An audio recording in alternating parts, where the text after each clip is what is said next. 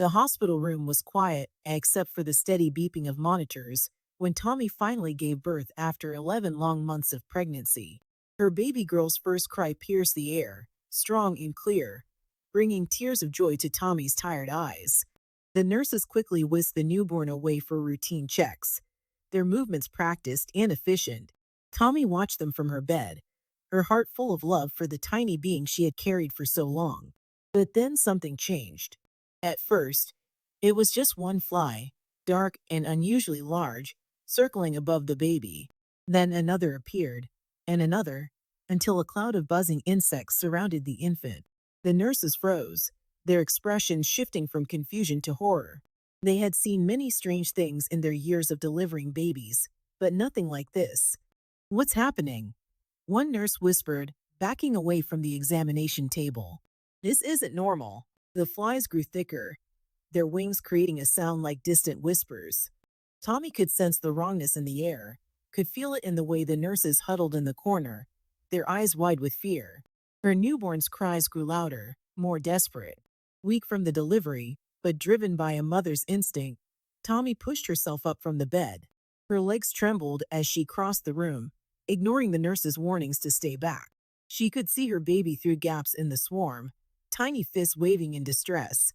"Give me my child," Tommy demanded, her voice stronger than she felt. Nobody moved to help her. The nurses only watched, frozen in place, as Tommy reached through the cloud of flies to lift her daughter. The insects buzzed angrily around her hands, but Tommy didn't hesitate. She swatted them away, one after another, her movements fueled by love and determination. Each fly that fell seemed to disappear before it hit the floor, vanishing like smoke. When the last fly was gone, the room fell into an uneasy silence. Tommy held her baby close, whispering prayers and words of comfort.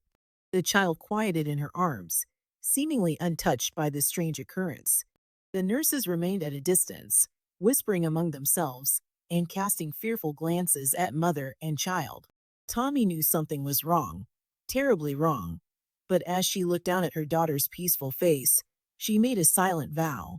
No matter what this was, no matter what it meant, she would protect her child.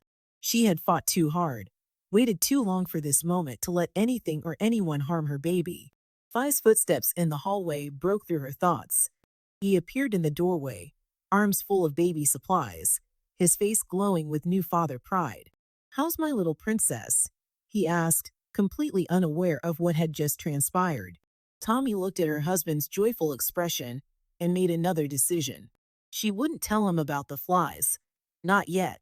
This moment of pure happiness, she decided, deserved to exist untainted by fear. She watched as Fi took their daughter in his arms, the baby's tiny fingers wrapping around his thumb. But even as she smiled at the beautiful scene before her, Tommy's mind raced with questions. Was this a one-time occurrence, a strange fluke, or was it something darker, something that would return? The nurse's continued unease suggested they feared the latter, but Tommy pushed those thoughts aside.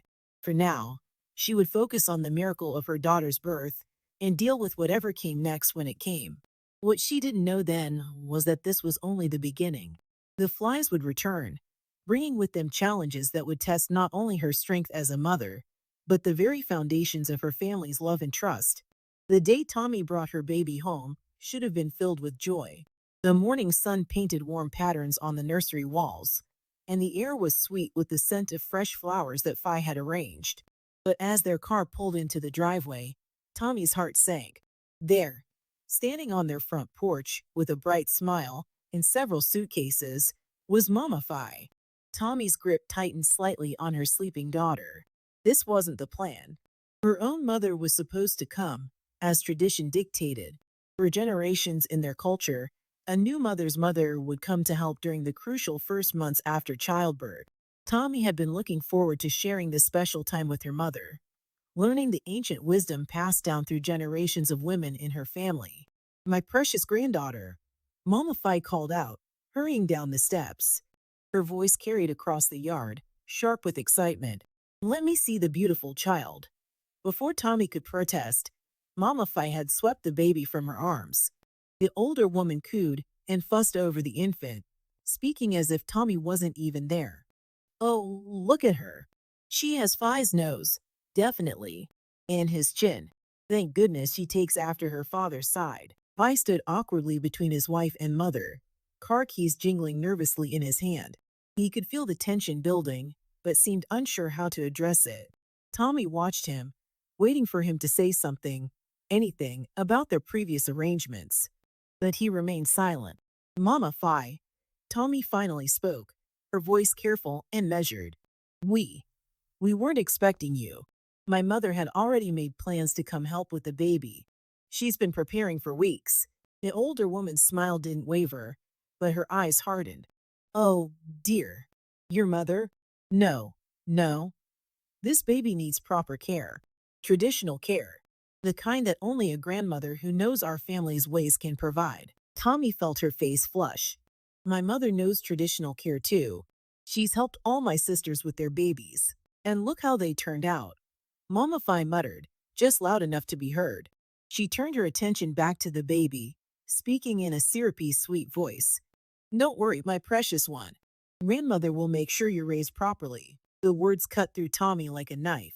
She looked to Fi again, silently pleading for support. But he had suddenly become very interested in unloading the car. The betrayal of his silence felt worse than his mother's words. Inside the house, Mama Fi moved with the confidence of someone who had already claimed their territory.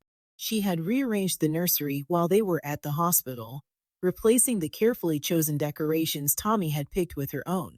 The drawer of traditional herbs Tommy's mother had prepared was now filled with Mama Fi's own remedies.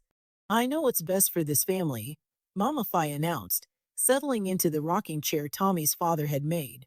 A child needs proper guidance from the start. Strong values.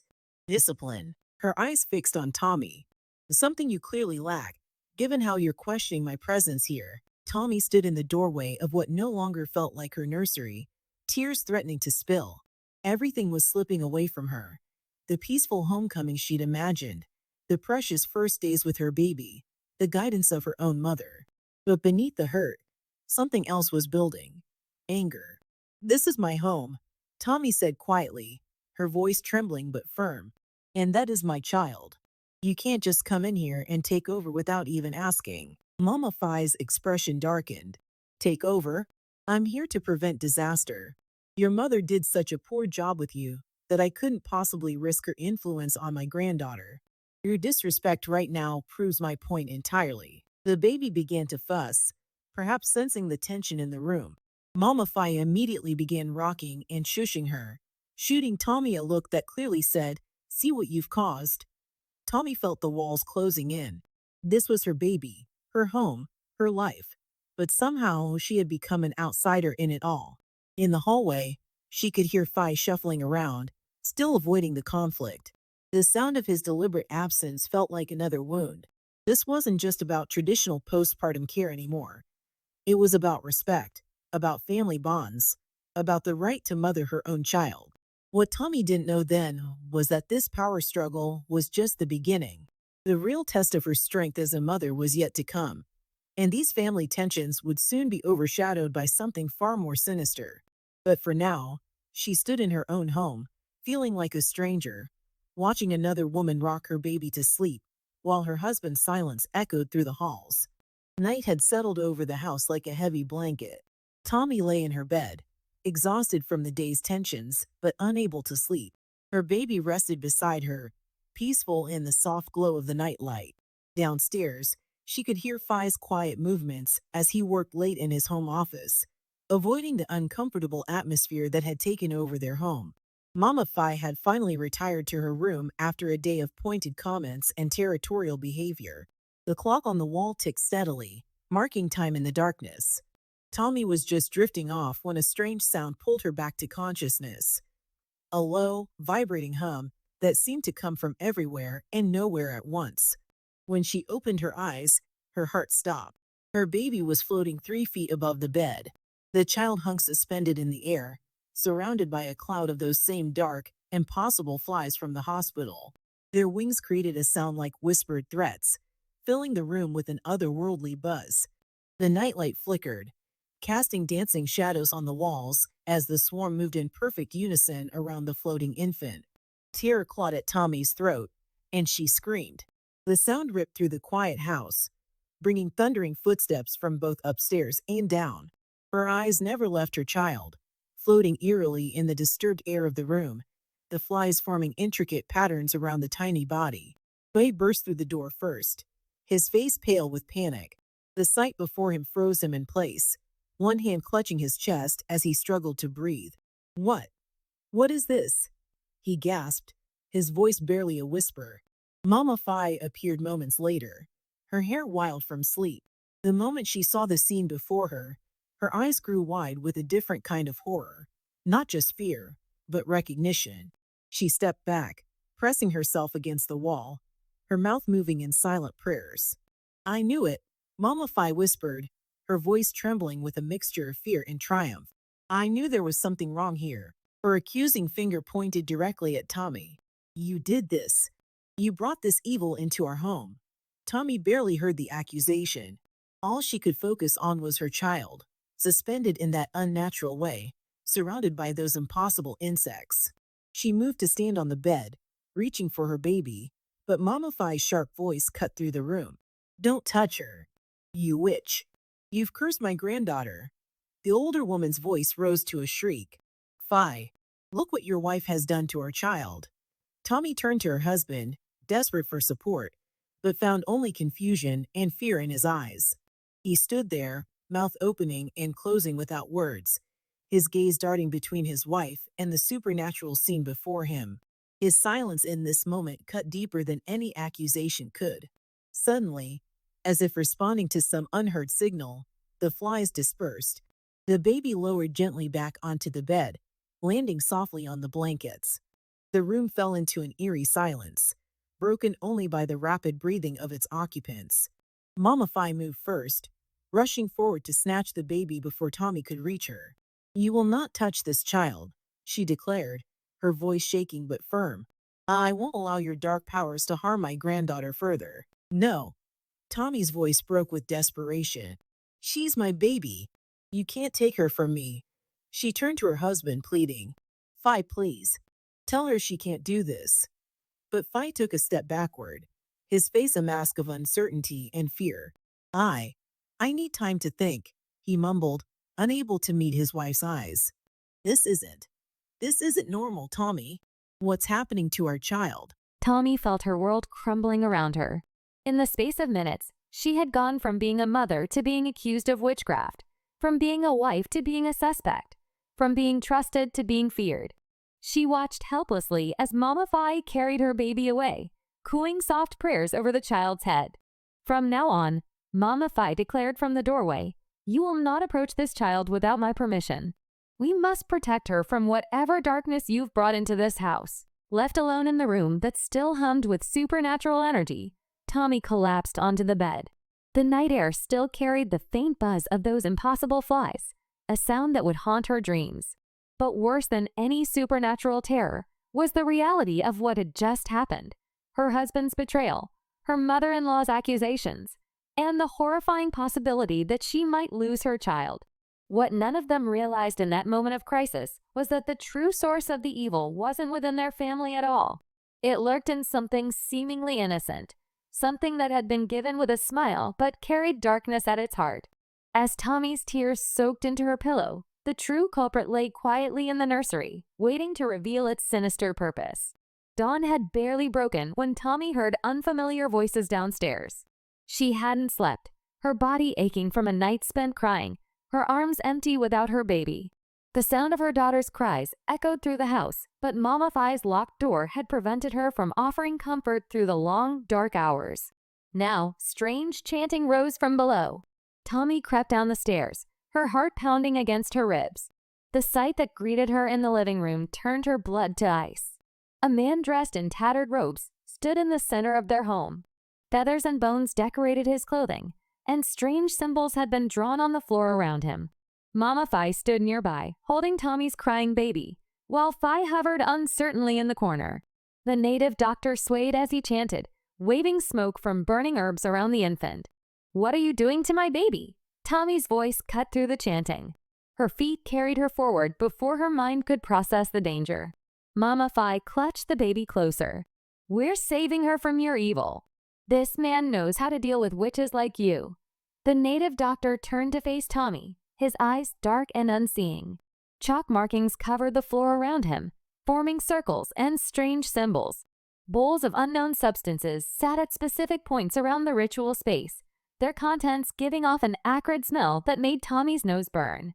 The child carries a darkness, the man intoned, his voice deep and rough. But the darkness did not come from the child. He moved closer to Tommy, raising a gnarled staff decorated with feathers and bones. Something snapped inside Tommy. All the fear, all the pain of the past days, transformed into pure, protective rage. Her baby's cries grew louder, more desperate, seeming to fuel her determination. "Get away from my child!" she shouted, surging forward. Her foot smeared the chalk markings as she moved, breaking whatever pattern had been laid out. She reached for her baby, not caring about the consequences. The native doctor's face contorted with anger. "You dare interrupt the cleansing?" He raised his staff higher, beginning to chant words that made the air feel thick and heavy. "You will be struck with madness for this interference." But as he spoke these words, something extraordinary happened.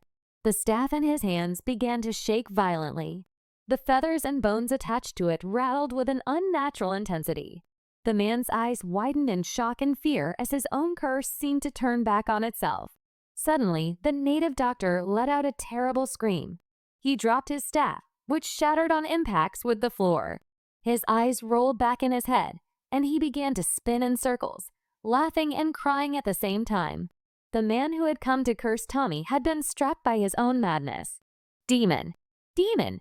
he shrieked, running from the house, his tattered robes flying behind him as he disappeared into the street. The room fell into stunned silence, broken only by the baby's quieting cries. Mama Fi stood frozen, her face pale with shock and terror. Fi pressed himself against the wall, staring at his wife as if seeing her for the first time. The fear in their eyes had changed. No longer fear of what might be wrong with the baby, but fear of Tommy herself. Tommy ignored them all. She walked straight to Mama Fi, who was too shocked to resist, and took her baby into her arms. The infant immediately quieted, nuzzling into her mother's embrace. "Never," Tommy said, her voice steady and strong, "never try to harm my child again. No more rituals. No more accusations. No more taking her from me." She turned to face her husband, who seemed to shrink under her gaze. "And you, Fi, your silence has allowed this to happen. Your fear has put our baby in danger." The morning sun streamed through the windows, illuminating the chaos of the failed ritual, the scattered chalk, the spilled bowls, the broken staff. But it also illuminated something else. Tommy standing tall, her child safe in her arms, power radiating from her very being. Just then, a knock at the door made everyone jump. A familiar voice called out, "Tommy? Are you there?" It was Tommy's mother, come at last. Her arrival seemed to break the spell of fear that had gripped the house. Tommy felt tears of relief spring to her eyes as she called out, "Come in, Mom. We need you." As her mother stepped into the chaos of the living room, taking in the scene with wise, understanding eyes, Tommy knew that everything was about to change. The failed ritual had marked an end to her silence and submission. Whatever strange forces were at work in their home, she would face them with her own strength, protected by a mother's love that was more powerful than any curse or ritual. What they didn't realize was that the true test of their family's strength was still to come. The source of their troubles remained hidden in plain sight, waiting to be discovered. But for now, Tommy had won a crucial battle: the right to hold her child, to be a mother, to stand against those who would harm her family, even if they claimed to do so with good intentions. The church stood tall against the morning sky, its stained glass windows catching the early light. Tommy held her baby close as they entered, her mother's steady presence beside her, while Fi and Mama Fi followed behind. The pastor, a tall man with kind eyes and graying hair, waited for them in the sanctuary. "Tell me everything," he said, his calm voice filling the space. Tommy spoke, her words pouring out like water breaking through a dam. She told him about the flies at the hospital, the floating baby, the failed ritual. As she spoke, the baby slept peacefully in her arms, unaware of the turmoil surrounding her young life. The pastor listened intently, his expression thoughtful. When Tommy finished, he asked to see the baby. "Place her on the altar," he instructed gently. "Let us seek God's guidance." Tommy hesitated for just a moment before laying her daughter down on the soft cloth spread across the altar. The moment she stepped back, a familiar humming filled the air. The flies appeared again, materializing from nowhere, their dark bodies swarming above the infant. Mama Phi gasped, clutching her chest. See what evil this is?" But the pastor raised his hand for silence, his eyes fixed on the scene before him. The buzzing grew louder, the flies forming a dark, writhing cloud above the baby. The congregation, drawn by the commotion, watched in horror from the doorways. "This is not random," the pastor said, his voice cutting through the noise. "This is targeted. Something is drawing these creatures." He turned to the family. "What surrounds this child? What touches her skin?" Tommy looked at her baby, wrapped in the soft blanket that hadn't left her side since birth. The same blanket that... "The blanket," she whispered, a terrible realization dawning. "Phi, where did this blanket come from?" Phi shifted uncomfortably, avoiding his wife's eyes. It was a gift." "From who?" Tommy's voice sharpened. The silence that followed seemed to stretch forever. Even the buzzing of the flies seemed to quiet, as if waiting for his answer. "From Fu," Phi finally admitted, his voice barely audible. "My ex." The revelation hit Tommy like a physical blow. Fu, the woman who had tried to destroy their relationship years ago, who had sworn revenge when Phi chose Tommy instead. The woman who had cursed their happiness and vowed to make them pay. "Your ex?" Tommy's voice trembled with anger and hurt. "You brought something from your ex into our baby's life? After everything she did to us?" The pastor's voice cut through the tension. "The blanket is the source. It carries a curse born of jealousy and hatred." He reached for the fabric, and the flies seemed to respond, their buzzing growing more intense. "Remove it," he commanded. Tommy quickly unwrapped her baby, handing the blanket to the pastor. The moment it left her daughter's skin, the flies followed it, drawn to the cursed object like metal to a magnet. The pastor laid the blanket on the altar and began to pray, his voice rising with authority. "Every weapon formed against this child, every curse woven into this object, be destroyed in the name of Jesus." He poured anointing oil over the blanket, and the air itself seemed to thicken. The flies buzzed frantically, their sound rising to a fever pitch.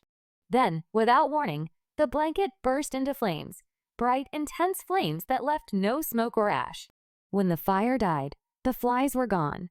Complete silence filled the church, broken only by the baby's sudden, joyful laugh, the first they had heard since her birth. Mama Phi stepped forward, tears streaming down her face. "Tommy," she said, her voice breaking, "I was wrong. So terribly wrong. I accused you when the real evil was right in front of us, brought in by." She stopped, looking at her son with disappointment. Phi stood there, shame written across his face. The truth of his actions, bringing a cursed object into their home, staying silent through his wife's persecution, allowing his mother's accusations, seemed to crush him. "I didn't think," he whispered. "Fu insisted it was just a gift. I didn't want to be rude. I never imagined." "That's the problem." Tommy's mother spoke up for the first time, her voice firm but gentle. "You didn't think about the consequences of letting someone with ill intentions into your family's life. You didn't think about protecting your wife and child." The pastor turned to the family, his expression serious. "The curse is broken, but let this be a lesson. Evil often comes disguised as kindness, and silence in the face of injustice can cause as much harm as the injustice itself." Tommy looked down at her baby, now peaceful and smiling in her arms. The nightmare was over, but its lessons would linger. Trust had been broken, accusations had been made, and healing would take time. Yet as she stood there in the church, her daughter finally free from the curse that had plagued her since birth, Tommy felt something else beneath the hurt hope. Hope that from these ashes of betrayal and fear, their family could rebuild something stronger, wiser, and more united than before. The drive home from church was quiet, but it was a different kind of silence than before. Gone was the heavy tension that had filled their lives since the baby's birth. Instead, there was a thoughtful stillness, like the calm after a storm. Tommy sat in the back seat with her daughter, watching her sleep peacefully for the first time since her birth. No flies, no floating, no supernatural disturbances. Just a beautiful baby girl dreaming sweet dreams. Her mother sat beside her, a protective presence that Tommy had missed desperately during the past weeks. At home, Mama Fi stood in the living room, her usual commanding presence diminished by remorse. She looked smaller somehow, humbled by the morning's revelations. When she spoke, her voice trembled with emotion. Tommy, she began, wringing her hands. I don't know if you can ever forgive me. I let my prejudices blind me. I accused you of being evil when you were only trying to protect your child. She paused, tears gathering in her eyes. I was so wrong, and I am deeply ashamed. Tommy watched her mother-in-law struggle with her words, remembering all the pain of the past weeks, the accusations, the isolation, the loss of her daughter's early days. Yet seeing Mama Fi's genuine remorse stirred something in her heart. I caused more harm than good, Mama Fi continued. I should return home and let your mother care for you and the baby, as it should have been from the start. She turned to Tommy's mother. You raised a strong, good daughter. I was foolish to suggest otherwise. Tommy's mother stepped forward, her wisdom showing in her gentle response. What matters now is not who was right or wrong, but how we move forward as a family. Our granddaughter needs all of us, united, not divided. I, who had been quiet since the church, finally found his voice. He knelt before Tommy, who sat cradling their daughter. I failed you both, he said, his voice thick with emotion. I brought danger into our home because I was too weak to stand up to Fu. Then I stood silent while you suffered. I don't deserve your forgiveness, but I'm asking for a chance to make things right. Tommy looked at her husband, seeing both his failures and his potential. We all failed in some way, she said softly. We let fear drive us apart when we should have drawn together. But our daughter deserves better from all of us. She turned to Mama Fay. You can stay, she said, surprising everyone, but things must be different. We need to build trust, respect each other's boundaries, and work together as a family. Mama Fay nodded, wiping tears from her eyes. I promise to do better. You be the kind of grandmother who brings love, not discord. The baby stirred in Tommy's arms, opening her eyes to look at her family gathered around her. Her laugh, bright and clear, seemed to wash away the last shadows of darkness from the house. In the days that followed, healing began. Tommy's mother stayed to help with the baby, sharing her wisdom with both Tommy and Mama Fi. The two grandmothers found a way to work together, their different approaches blending into something that made their family stronger. I worked to rebuild trust with Tommy. He blocked Fu's number, deleted her from all social media, and promised to always put his family first. More importantly, he found his voice, standing up for his wife and daughter when needed. Mama Fi learned to step back, to offer help without trying to control. She watched with growing respect as Tommy mothered her child with strength and grace. The relationship between them slowly transformed from adversaries to allies. Tommy hung a small cross in the nursery, a reminder of their deliverance. Each night, she said prayers over her daughter, not out of fear now, but in gratitude. The evil that had tried to destroy them had instead made them stronger. One evening, as the family sat together in the living room, the baby secure in her mother's arms, Tommy looked around at their transformed family. The past weeks had taught them all valuable lessons about love, trust, and the power of standing together against darkness. You know, Tommy's mother said, watching her granddaughter play, sometimes the greatest blessings come after the hardest trials. This child has brought out both the worst and the best in all of us. Now it's up to us to choose which path we follow. The baby laughed again, reaching out to touch each family member in turn, as if blessing their new beginning. Outside, the sun was setting, painting the sky in beautiful colors. No dark clouds, no mysterious flies, no supernatural threats. Just the natural magic of a family finding its way back to love and trust. They had all learned that real evil often hides in seemingly innocent things. But real love, the kind that forgives, that perseveres, that protects, is stronger than any curse. Their family had been tested by fire and had emerged stronger, wiser, and more united than before. As night fell, they remained together, sharing stories, and making plans for the future. The past couldn't be changed, but they could choose how to move forward. And they chose to move forward together, stronger for having faced the darkness, and more grateful for the light that had guided them home.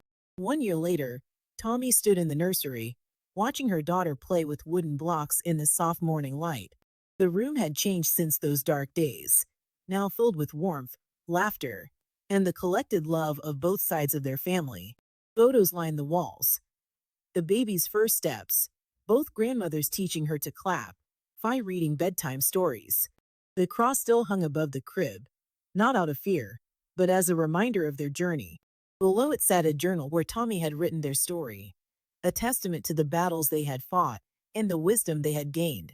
Some gifts, she had written, carry poison in their sweetness, but even the darkest curse brought an unexpected blessing. It showed us who we really were and what we could become. Fi had grown into the husband and father his family needed. Where once there was silence, he now spoke with confidence, defending his family's boundaries while building bridges of understanding. His mother's weekly visits were now marked by respect and cooperation rather than control and criticism. Mama Fi had transformed the most. Her fierce love for her granddaughter remained, but it had softened into something nurturing rather than possessive. She and Tommy's mother had formed an unlikely friendship, their different approaches to tradition blending into a rich heritage for the child they both adored. Tommy's own mother had stayed in their lives, a steady presence that helped guide the family's healing. Her wisdom proved invaluable, not just in caring for the baby, but in teaching them all how to move forward after trauma. One evening, as the family gathered for dinner, a tradition they had started after their ordeal, Tommy's daughter reached for the hands of both her grandmothers, bringing them together in an innocent gesture that made everyone smile. She reminds us every day, Tommy's mother observed, that love is stronger than fear, and family is worth fighting for. Guy nodded, looking at his wife with deep appreciation. We learn that evil doesn't always show itself clearly, he said. Sometimes it hides in familiar faces or innocent objects. But we also learn that true love, the kind that protects, perseveres, and forgives, can overcome any darkness. Mama Fi, who now insisted on being called Nai rather than her formal title, added her own wisdom, and we learned that tradition without compassion is empty. Real family strength comes from supporting each other, not controlling each other. The lessons of their ordeal had rippled outward, touching others in their community. Tommy had started a support group for new mothers, creating a safe space where they could share their struggles without judgment. I counseled other young fathers about the importance of standing by their wives and protecting their families from negative influences. Even the pastor who had helped them still used their story, with permission, to teach others about the power of faith, family unity, and the importance of being vigilant about what they allowed into their homes and lives. As night fell and stars appeared in the sky, Tommy rocked her daughter to sleep, humming softly. The child's peaceful breathing was the only sound in the room. No buzzing, no supernatural disturbances, just the quiet contentment of a family at peace. She thought about all they had endured, the mysterious pregnancy, the supernatural attacks, the family conflicts, and the final revelation that had set them free. Each challenge had shaped them, teaching them valuable lessons about love, trust, and protection. They had learned to be careful about the gifts they accepted and the intentions behind them. They had discovered that silence in the face of wrongdoing could cause as much harm as the wrongdoing itself. Most importantly, they had found that true healing began with honesty, continued with forgiveness, and flourished with love. Their story, written in Tommy's journal, would serve as a reminder to future generations that family bonds must be protected, that love must be vigilant, and that even the darkest times can lead to profound transformation when faced with courage, faith, and unity.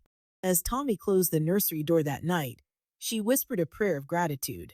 The curse meant to destroy them had instead made them unshakable. Their family had emerged from darkness stronger, wiser, and more loving. A testament to the power of faith, the strength of maternal love, and the enduring bond of family when faced with forces that threatened to tear it apart. In the end, their story wasn't just about overcoming a supernatural threat. It was about the very human journey of learning to trust, to forgive, to stand strong, and to love more deeply than fear could reach.